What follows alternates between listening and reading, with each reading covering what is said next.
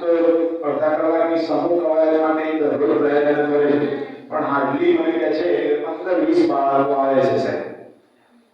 15-20 બાળકો, લગભગ 125 બાળકોમાંથી 15-20 બાળકો આવે છે. એ બતાવે છે કે આપણને ફિટ રહેવામાં, હેલ્ધી રહેવામાં રસ નથી.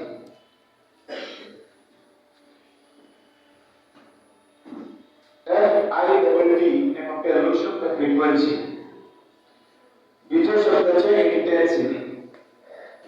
ઇન્ટેન્સિટી એટલે તીવ્રતા, અને તીવ્રતા એટલે કામ કરવાની, યોગ્ય સમયે યોગ્ય કામ કરવાની, સમયની અંદર પૂર્ણ કરવાની ઇન્ટેન્સિટી, તીવ્રતા. એ પણ એટલી અગત્યની છે ફિટનેસ માટે. ફ્રીક્વન્સી, ઇન્ટેન્સિટી, ત્રીજી વસ્તુ છે ટાઈમ ડ્યુરેશન. ચોક્કસ સમયની અંદર ચોક્કસ કામ પૂરું કરવું. અને છેલ્લો જે ટી છે એ ટાઈપ ઓફ વર્ક. જે કામ નક્કી કરેલું હોય કે ભાઈ બ્રશ કરવાનો સમય તો 5 મિનિટ, નાવાનો સમય 15 મિનિટ, એ યોગ્ય સમયની અંદર ટાઈમ ડ્યુરેશનની અંદર પોતાનું કામ પૂરું કરવું. એ ચાર જે બેઝિક પ્રિન્સિપલ છે, ફ્રીક્વન્સી, ઇન્ટેન્સિટી, ટાઈમ અને ટાઈપ ઓફ વર્ક, એનું બહુ મહત્વ છે. વધારે પ્રશ્નો આપણે નેક્સ્ટ ટાઈમ જોઈશું ફિટનેસ પર. આજે આપણે 2 પ્રશ્નો જોયા, પણ આના ઉપર આપણે કામ કરીશું, બરાબર? અને દરેક વચ્ચે પણ આના પર કામ કરે.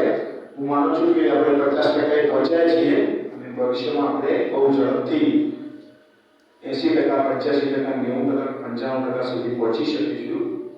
આજે ખાસ દરેક શિક્ષકને વિનંતી છે કે જે વિદ્યાર્થીઓ નથી આવે પોતાના ક્લાસમાં એને આઈડેન્ટિફાય કરે અને એના પેરેન્ટ્સને ફોન કરીને કાઉન્સેલિંગ કરે કે આ બાળકો કેમ શાળામાં નથી મોકલતા, એવું કયું કારણ છે. એટલીસ્ટ તમે જે વિદ્યાર્થીઓ ગેરહાજર રહે છે એ વિદ્યાર્થીઓ ગેરહાજર રહેવાનું કારણ એના માતા પિતા પાસેથી એનું નામ લખો અને સામેનું કારણ લખો. ચોક્કસપણે આવનારા સમયમાં ફેરફાર આવશે. હવે આપણે જે આપણો આજનો બેકલિસ્ટ ડેનો કાર્યક્રમ છે, ક્લે વર્ક, માટી દ્વારા વિવિધ પ્રકારના રમકડા, ચીકણી માટી દ્વારા આપણે કેવી રીતે બનાવીએ છીએ એનું પરફોર્મન્સ હસમુખભાઈ આર્ટિસ્ટ છે એ આપણને આપવા માટે જઈ રહ્યા છે. અને આજે ખાસ આપણી સંસ્થામાં આ જે હાથકળા છે એ તમને બતાવવા માટે આવ્યા છે.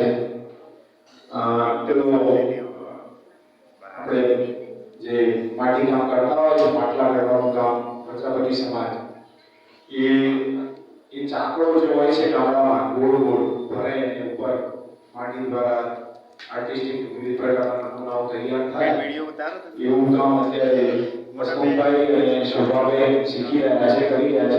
શોભાબેન તો આપણા રિસોર્સ ટીચર છે એટલે મેં તો આ બધી આવડત છે એમની પાસે. તો તમે લોકો પણ આ વિવિધ પ્રકારના જે રમકડા છે માટીની મદદથી, ચીકણી માટીની મદદથી બનાવી શકો છો. એનો નમૂનો હસમુખભાઈ તમારી આગળ પ્રેઝન્ટ કરી રહ્યા છે. જે ટોટલ વિદ્યાર્થીઓ છે એની જાણકારી માટે હું આ નેરેટ કરું છું, બરાબર? અને જે પાર્શિયલ બ્લાઇન્ડ વિદ્યાર્થીઓ છે એ થોડુંક જો જેનું વિઝન હોય એ થોડા આગળ આવીને જોવા માંગતા હોય ઉભા થઈને તો જોઈ શકે છે. પોતાની જગ્યા પર શાંતિથી આગળ આવીને જોઈ શકે છે.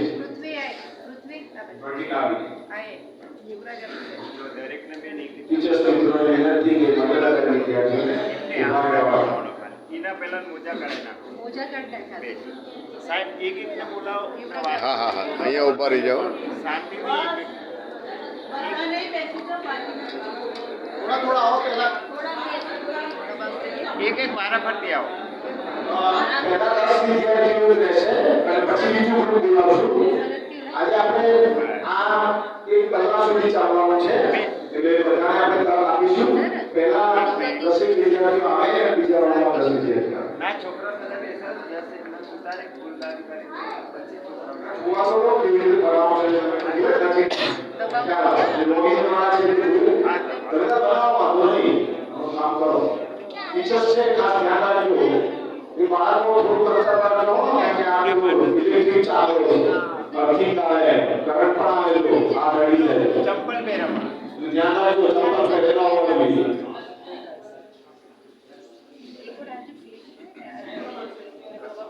જો શુભમેન છે ને એ બાળકોને બેન મોબાઈલ લઈ લાય બહાર પકડી બતાવે છે પાડો મોટા બેન કઈ રીતે આર્ટિસ્ટિક નમૂનાઓ બને દરેક છે બી સ્કૂલમાં જાય સાચી વાત છે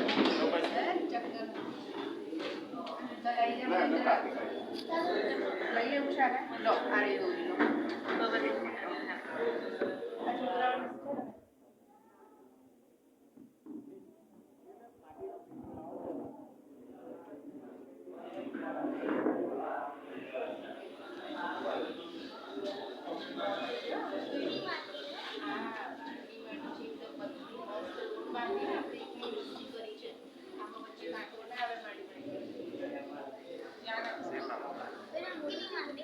આમ પકડો બે સાઈડમાં લઈ જાઓ એના બીજા